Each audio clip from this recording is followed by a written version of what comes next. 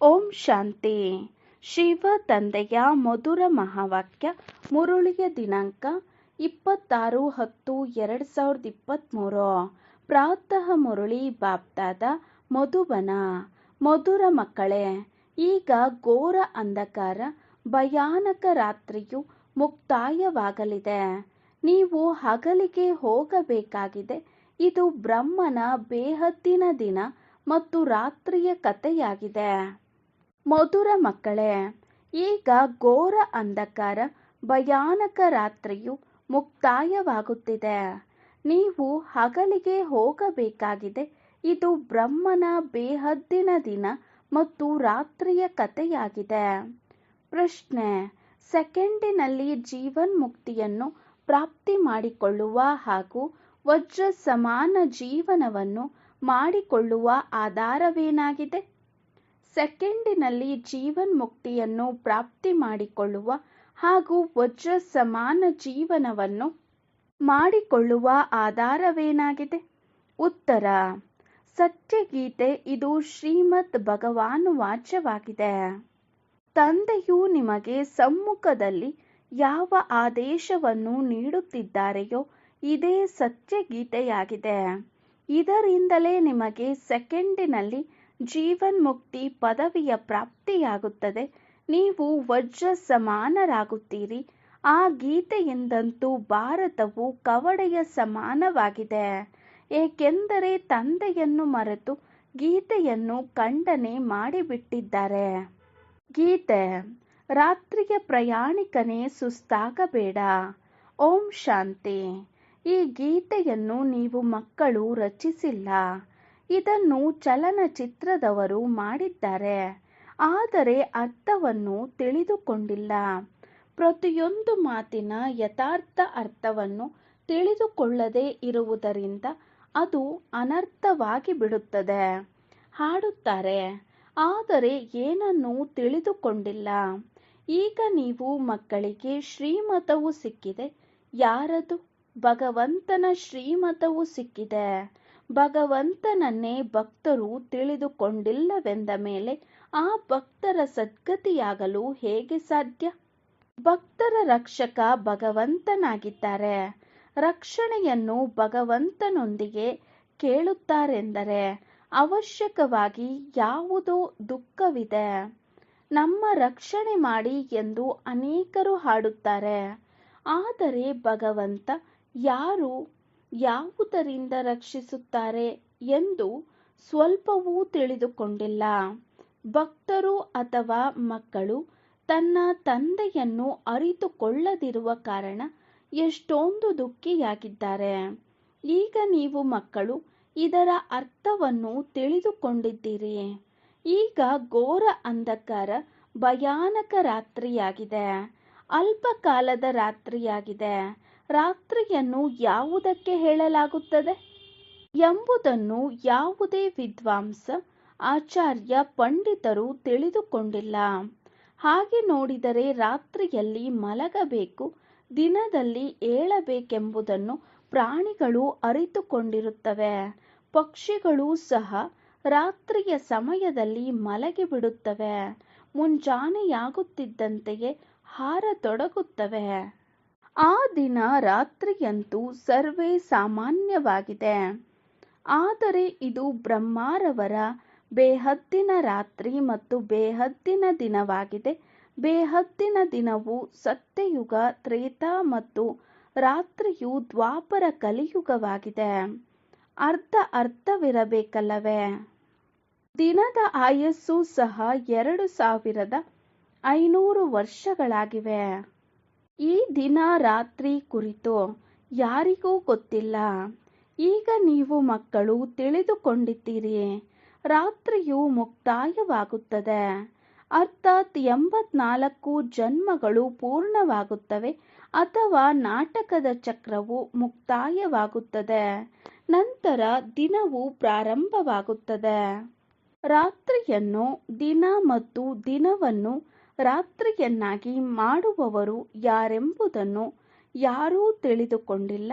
ಭಗವಂತನನ್ನೇ ತಿಳಿದುಕೊಂಡಿಲ್ಲವೆಂದ ಮೇಲೆ ಇವೆಲ್ಲ ಮಾತುಗಳನ್ನು ತಿಳಿದುಕೊಳ್ಳಲು ಹೇಗೆ ಸಾಧ್ಯ? ಮನುಷ್ಯರು ಪೂಜೆ ಮಾಡುತ್ತಾರೆ, ಆದರೆ ಇವರು ಯಾರು? ನಾವು ಯಾರ ಪೂಜೆಯನ್ನು ಮಾಡುತ್ತೇವೆ ಎಂದು ತಿಳಿದುಕೊಂಡಿಲ್ಲ. ತಂದೆಯು ತಿಳಿಸುತ್ತಾರೆ, ಮೊಟ್ಟ ಮೊದಲ ಮುಖ್ಯ ಮಾತು ಗೀತೆಯನ್ನು ಖಂಡನೆ ಮಾಡಿರುವುದಾಗಿದೆ. ಶ್ರೀಮದ್ ಭಗವದ್ಗೀತೆ ಎಂದು ಹೇಳುತ್ತಾರೆ, ಗೀತೆಯ ಪತಿ ಭಗವಂತನಾಗಿದ್ದಾರೆಯೇ ಹೊರತು ಯಾವುದೇ ಮನುಷ್ಯರಲ್ಲ. ಬ್ರಹ್ಮ, ವಿಷ್ಣು, ಶಂಕರನನ್ನು ದೇವತೆಗಳೆಂದು ಕರೆಯಲಾಗುತ್ತದೆ ಮತ್ತು ಸತ್ಯಯುಗದ ಮನುಷ್ಯರನ್ನು ದೈವಿ ಗುಣವುಳ್ಳವರೆಂದು ಹೇಳಲಾಗುತ್ತದೆ. ದೈವಿ ಧರ್ಮದ ಶ್ರೇಷ್ಠಾಚಾರಿಗಳಿಗೆ ದೈವಿ ಗುಣದವರು ಎಂದು ಹೇಳುತ್ತಾರೆ. ಭಾರತದ ಮನುಷ್ಯರು ಶ್ರೇಷ್ಠಾಚಾರಿಗಳಾಗಿದ್ದರು, ಅವರೇ ನಂತರ ಆಸೂರಿ ಗುಣವುಳ್ಳವರು ಆಗಿಬಿಟ್ಟಿದ್ದಾರೆ. 4 ಮುಖ್ಯ ಧರ್ಮಶಾಸ್ತ್ರಗಳಿವೆ, ಮತ್ಯಾವುದೂ ಧರ್ಮಶಾಸ್ತ್ರಗಳಿಲ್ಲ. ಒಂದು ವೇಳೆ ಇದ್ದರೂ ಸಹ ಬಹಳ ಚಿಕ್ಕ ಚಿಕ್ಕ ಮಠಗಳನ್ನು ಸ್ಥಾಪನೆ ಮಾಡುತ್ತಾರೆ. ಹೇಗೆ ಸನ್ಯಾಸಿಗಳ ಮಠ ಹಾಗೂ ಬೌದ್ಧಿಯರ ಮಠವಿದೆ. ಬುದ್ಧನು ಬೌದ್ಧ ಧರ್ಮವನ್ನು ಸ್ಥಾಪನೆ ಮಾಡಿದನು. ನಮ್ಮದು ಇಂತಹ ಧರ್ಮಶಾಸ್ತ್ರವೆಂದು ಅವರು ಹೇಳುತ್ತಾರೆ. ಈಗ ಭಾರತವಾಸಿಗಳ ಧರ್ಮಶಾಸ್ತ್ರವು ಒಂದೇ ಆಗಿದೆ. ಸತ್ಯಯುಗಿ ದೇವಿ ದೇವತಾ ಧರ್ಮಶಾಸ್ತ್ರವು ಒಂದೇ ಆಗಿದೆ. ಅದನ್ನು ಶ್ರೀಮದ್ ಭಗವದ್ಗೀತೆ ಎಂದು ಹೇಳಲಾಗುತ್ತದೆ. ಗೀತಾ ಮಾತಾ, ಅದರ ರಚಯಿತ ಪರಮಪಿತ ಪರಮಾತ್ಮನಾಗಿದ್ದಾರೆ. ಕೃಷ್ಣನ ಆತ್ಮವು ಯಾವಾಗ 84 ಜನ್ಮಗಳನ್ನು ಪೂರ್ಣ ಮಾಡುತ್ತದೆಯೋ ಆಗ ಗೀತೆಯ ಭಗವಂತ ಜ್ಞಾನಸಾಗರ ಪರಮಪಿತ ಪರಮಾತ್ಮನಿಂದ ಸಹಜ ರಾಜಯೋಗ ಮತ್ತು ಜ್ಞಾನವನ್ನು ಕಲಿತು ಶ್ರೇಷ್ಠ ಪದವಿಯನ್ನು ಪಡೆಯುತ್ತಾರೆ. ಇಂತಹ ಶ್ರೇಷ್ಠಾತಿ ಶ್ರೇಷ್ಠ ಧರ್ಮಶಾಸ್ತ್ರವನ್ನೇ ಖಂಡನೆ ಮಾಡಿಬಿಟ್ಟಿದ್ದಾರೆ. ಈ ಕಾರಣದಿಂದಲೇ ಭಾರತವು ಕವಡೆಯ ಸಮಾನವಾಗಿದೆ.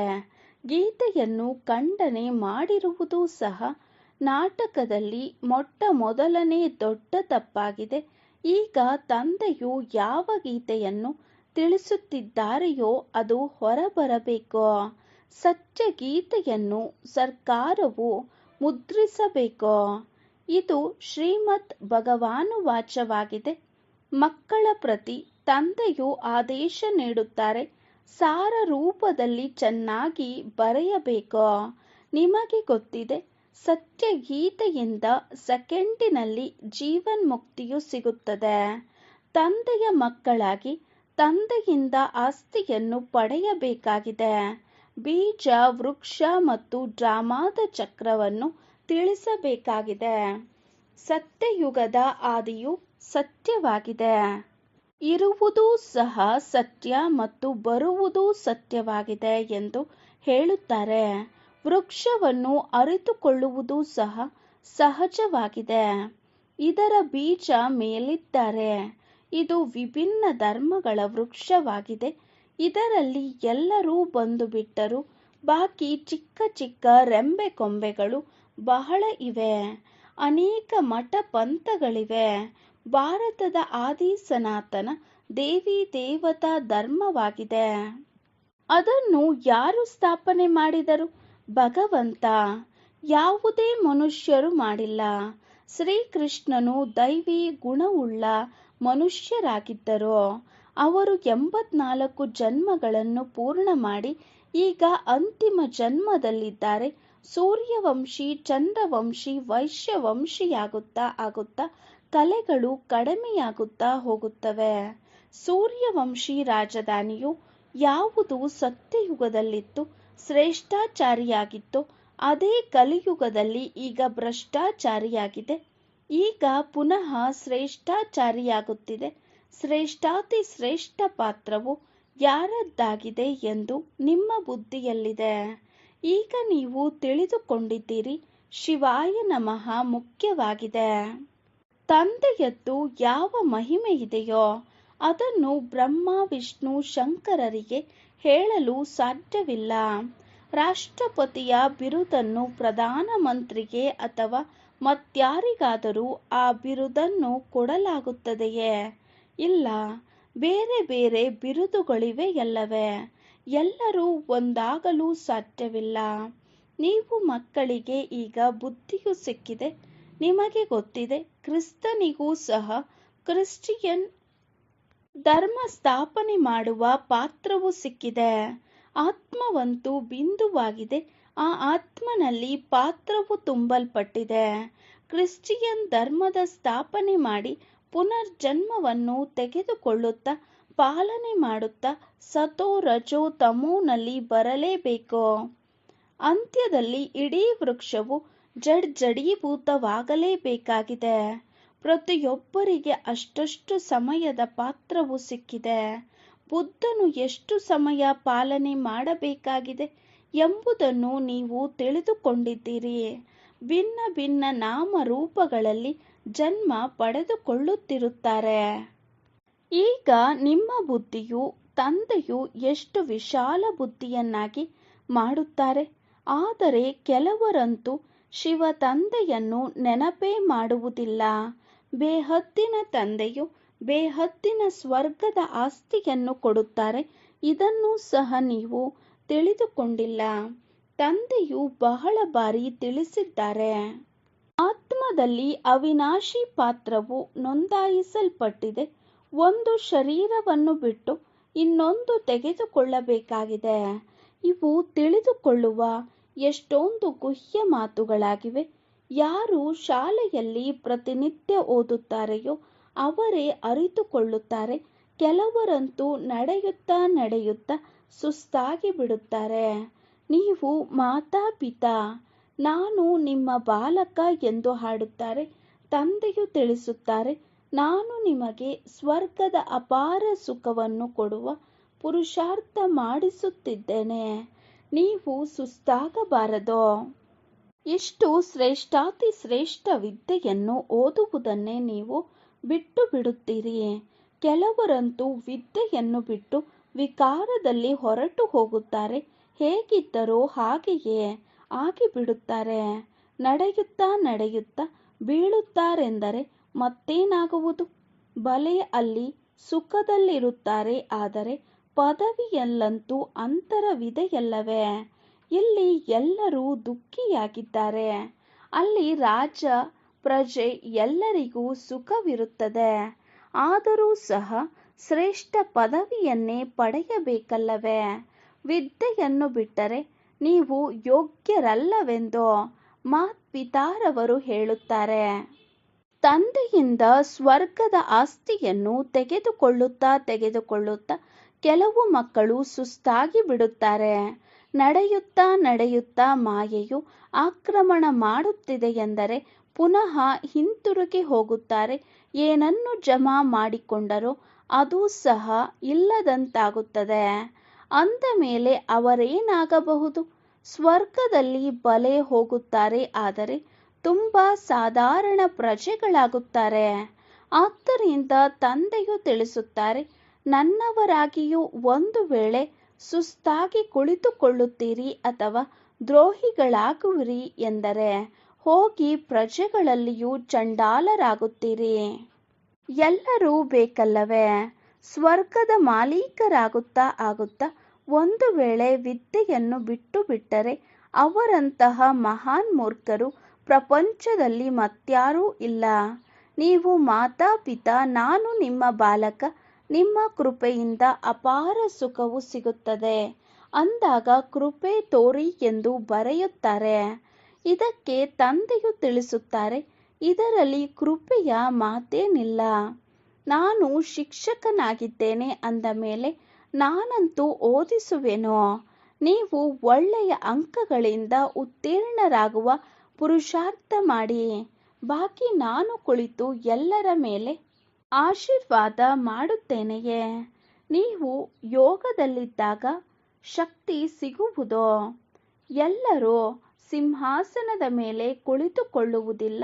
ಅಂದರೆ ಒಬ್ಬರು ಇನ್ನೊಬ್ಬರ ತಲೆಯ ಮೇಲೆ ಕುಳಿತುಕೊಳ್ಳುವರೇ? ಅಂದಾಗ ಮುಖ್ಯವಾಗಿ 4 ಧರ್ಮಗಳಿವೆ. ಶಾಸ್ತ್ರಗಳು 4 ಇವೆ. ಅದರಲ್ಲಿ ಮುಖ್ಯವಾಗಿ ಗೀತೆಯಾಗಿದೆ. ಉಳಿದೆಲ್ಲವೂ ಗೀತೆಯ ಮಕ್ಕಳಾಗಿವೆ. ಆಸ್ತಿಯಂತೂ ಮಾತಾಪಿತರಿಂದಲೇ ಸಿಗುತ್ತದೆ. ಈಗ ತಂದೆಯು ಸಮ್ಮುಖದಲ್ಲಿ ತಿಳಿಸುತ್ತಿದ್ದಾರೆ, ಕೇವಲ ಗೀತೆಯನ್ನು ಓದಿದರೆ ರಾಜರಿಗೂ ರಾಜರಾಗಿ ಬಿಡುತ್ತೀರೇನೋ. ಈ ಬ್ರಹ್ಮರವರಂತೂ ಆ ಗೀತೆಯನ್ನು ಓದಿದ್ದಾರೆ, ಆದರೆ ಅದರಿಂದೇನೂ ಆಗುವುದಿಲ್ಲ. ಏಕೆಂದರೆ ಇವೆಲ್ಲವೂ ಭಕ್ತಿ ಮಾರ್ಗದ ಶಾಸ್ತ್ರಗಳಾಗಿವೆ. ಆದ್ದರಿಂದ ನೀವು ಪುರುಷಾರ್ಥ ಮಾಡಿ 16 ಕಲಾ ಸಂಪೂರ್ಣರನ್ನಾಗಿ ಮಾಡಿ. ನಾವು ಏನಾಗಿದ್ದೇವೋ ಪುನಃ ಹಾಗೆಯೇ ಮಾಡಿ ಎಂದು ಹಾಡುತ್ತಾರೆ. ಈಗ ನೀವು ಮಕ್ಕಳು ತಿಳಿದುಕೊಂಡಿದ್ದೀರಿ. ನಮಗೆ ತಂದೆಯು ಸಮ್ಮುಖದಲ್ಲಿ ಬಂದು ತಿಳಿಸುತ್ತಿದ್ದಾರೆ. ಒಂದು ನಿರ್ಗುಣ ಸಂಸ್ಥೆಯನ್ನು ಮಾಡಿದ್ದಾರೆ, ಆದರೆ ನಿರ್ಗುಣ ನಿರಾಕಾರನ ಅರ್ಥವನ್ನು ತಿಳಿದುಕೊಂಡಿಲ್ಲ. ಶಿವನಿಗೂ ಆಕಾರವಿದೆ, ಹೆಸರಿದೆ ಎಂದರೆ ಅವಶ್ಯಕವಾಗಿ ವಸ್ತುವಿರುತ್ತದೆಯಲ್ಲವೇ? ಆತ್ಮವು ಇಷ್ಟು ಸೂಕ್ಷ್ಮವಾಗಿದೆ, ಅದಕ್ಕೆ ಹೆಸರೂ ಇದೆ, ಬ್ರಹ್ಮ ತತ್ವ. ಎಲ್ಲಿ ಆತ್ಮಗಳು ನಿವಾಸ ಮಾಡುತ್ತವೆ ಅದು ಹೆಸರಿದೆಯಲ್ಲವೇ? ನಾಮ ರೂಪದಿಂದ ಭಿನ್ನವಾದಂತಹ ವಸ್ತು ಯಾವುದೂ ಇಲ್ಲ. ಭಗವಂತನು ನಾಮ ರೂಪದಿಂದ ಭಿನ್ನ ಮತ್ತು ಸರ್ವವ್ಯಾಪಿ ಎಂದು ಹೇಳಿಬಿಡುತ್ತಾರೆ. ಇದು ಎಷ್ಟು ದೊಡ್ಡ ತಪ್ಪಾಗಿದೆ. ಮನುಷ್ಯರು ಯಾವಾಗ ಈ ಮಾತುಗಳನ್ನು ತಿಳಿದುಕೊಳ್ಳುತ್ತಾರೆಯೋ ಆಗಲೇ ನಿಶ್ಚಯ ಮಾಡಿಕೊಳ್ಳುತ್ತಾರೆ, ಬಾಬಾ ನಾವು ತಮ್ಮನ್ನು ಅರಿತೆವೋ, ಕಲ್ಪ ಕಲ್ಪವೂ ತಮ್ಮಿಂದ ರಾಜ್ಯ ಭಾಗ್ಯವನ್ನು ಪಡೆಯುತ್ತಾ ಬಂದಿದ್ದೇವೆ. ಈ ನಿಶ್ಚಯವಿದ್ದಾಗಲೇ ಓದಲು ಸಾಧ್ಯ. ಇಲ್ಲಿಂದ ಹೊರಗಡೆ ಹೋಗುತ್ತಾರೆಂದರೆ ಮರೆತು ಹೋಗುತ್ತಾರೆ. ಆದ್ದರಿಂದ ಮೊಟ್ಟ ಮೊದಲು ಅವಶ್ಯಕವಾಗಿ ಶಿವ ತಂದೆಯು ರಾಜಯೋಗವನ್ನು ಕಲಿಸಲು ಬಂದಿದ್ದಾರೆಂಬುದನ್ನು ಬರೆಸಿಕೊಳ್ಳಬೇಕು. ಬರೆದು ಕೊಡುತ್ತಾರೆ, ಆದರೆ ಓದುವುದಿಲ್ಲ. ರಕ್ತದಿಂದಲೂ ಬರೆದು ಕೊಡುತ್ತಾರೆ, ಅವರೇ ಇಂದು ಇಲ್ಲ. ಮಾಯೆಯು ಎಷ್ಟು ತೀಕ್ಷ್ಣವಾಗಿದೆ. ತಂದೆಯು ಕುಳಿತು ಎಷ್ಟೊಂದು ತಿಳಿಸಿಕೊಡುತ್ತಾರೆ. ಯಾವಾಗ ಇಂತಿಂತಹ ಪತ್ರಗಳನ್ನು ಬರೆಯುತ್ತೀರೋ ಆಗಲೇ ನಿಮ್ಮದು ವಿಹಂಗ ಮಾರ್ಗದ ಸೇವೆಯಾಗುವುದು. ನಿಮ್ಮ ಶಕ್ತಿ ಸೇನೆಯಲ್ಲಿಯೋ ನಂಬರ್ ವಾರ್ ಇದ್ದಾರೆ. ಕೆಲವರು ಸೇನಾಧಿಪತಿಯಾಗಿದ್ದಾರೆ, ಕೆಲವರು ಮುಖ್ಯ ಸೇನಾಧಿಕಾರಿ, ಕೆಲವರು ಸೇನಾಧಿಪತಿಗಳು, ಇನ್ನೂ ಕೆಲವರು ದಳಪತಿಯಾಗಿದ್ದಾರೆ, ಕೆಲವರು ಸಿಪಾಯಿಗಳ ಜೊತೆ ಹೊರೆಯನ್ನು ಹೊರುವವರೂ ಆಗಿದ್ದಾರೆ. ಇಡೀ ಸೈನ್ಯವಿದೆ. ತಂದೆಯಂತೂ ಪುರುಷಾರ್ಥ ಮಾಡಿಸುತ್ತಾರಲ್ಲವೇ? ಪ್ರತಿಯೊಬ್ಬರ ಪುರುಷಾರ್ಥದಿಂದ ತಿಳಿಯುತ್ತದೆ, ರಾಜ ರಾಣಿಯರಾಗುತ್ತಾರೆ ಅಥವಾ ಒಳ್ಳೆಯ ಸಾಹುಕಾರ ಪ್ರಜೆಗಳಲ್ಲಿ ಹೋಗುತ್ತಾರೆ. ಇವರು ದಾಸದಾಸಿಯರಾಗುತ್ತಾರೆ. ಇದಂತೂ ಅರ್ಥ ಮಾಡಿಕೊಳ್ಳಲು ಸಹಜವಿದೆ. ಅಂದಾಗ ಮೊದಲ ಮುಖ್ಯ ಮಾತನ್ನು ತೆಗೆದುಕೊಳ್ಳಬೇಕು. ತಂದೆಯು ಮಹಾರಥಿಗಳನ್ನು ಇಷ್ಟೊಂದು ಗರ್ಜನೆ ಮಾಡಲು ಪ್ರೋತ್ಸಾಹಿಸುತ್ತಾರೆ ಅಂದ ಮೇಲೆ ವಿಹಂಗ ಮಾರ್ಗದ ಸೇವೆಗಾಗಿ ವಿಚಾರ ನಡೆಯಬೇಕು. ಒಳ್ಳೆಯದು. ಮಧುರಾತಿ ಮಧುರ ಅಗಲಿ ಹೋಗಿ ಮರಳಿ ಸಿಕ್ಕಿರುವಂತಹ ಮಕ್ಕಳಿಗೆ ಪ್ರೀತಿಯ ಮಾತಾಪಿತಾ ಬಾಪ್ದಾದಾರವರ ನೆನಪು, ಪ್ರೀತಿ ಹಾಗೂ ಸುಪ್ರಭಾತ. ಆತ್ಮೀಯ ಮಕ್ಕಳಿಗೆ ಆತ್ಮೀಯ ತಂದೆಯ ನಮಸ್ತೆ. ನಾವು ಆತ್ಮೀಯ ಮಕ್ಕಳ ಆತ್ಮೀಯ ತಂದೆಗೆ ನಮಸ್ತೆ ನಮಸ್ತೆ ನಮಸ್ತೆ. ಧಾರಣೆಗಾಗಿ ಮುಖ್ಯ ಸಾರ. First point, ವಿದ್ಯೆಯಲ್ಲೆಂದೂ ಸುಸ್ತಾಗಬಾರದು. ಶ್ರೇಷ್ಠಾತಿ ಶ್ರೇಷ್ಠ ವಿದ್ಯೆಯನ್ನು ಪ್ರತಿನಿತ್ಯ ಓದಬೇಕು ಮತ್ತು ಓದಿಸಬೇಕು. ಸೆಕೆಂಡ್ ಪಾಯಿಂಟ್, ವಿಹಂಗ ಮಾರ್ಗದ ಸೇವೆ ಮಾಡುವ ಯುಕ್ತಿಗಳನ್ನು ತೆಗೆಯಬೇಕು. ಯೋಗದಲ್ಲಿದ್ದು ತಂದೆಯಿಂದ ಶಕ್ತಿಯನ್ನು ತೆಗೆದುಕೊಳ್ಳಬೇಕು. ಕೃಪೆ ಆಶೀರ್ವಾದವನ್ನು ಬೇಡಬಾರದು. ವರದಾನ. ವರದಾನಗಳ ದಿವ್ಯ ಪಾಲನೆಯ ಮುಖಾಂತರ ಸಹಜ ಮತ್ತು ಶ್ರೇಷ್ಠ ಜೀವನದ ಅನುಭವ ಮಾಡುವಂತಹ ಸದಾ ಅದೃಷ್ಟಶಾಲಿ ಭವ. ವರದಾನಗಳ ದಿವ್ಯ ಪಾಲನೆಯ ಮುಖಾಂತರ ಸಹಜ ಮತ್ತು ಶ್ರೇಷ್ಠ ಜೀವನದ ಅನುಭವ ಮಾಡುವಂತಹ ಸದಾ ಅದೃಷ್ಟಶಾಲಿಗಳಾಗಿ.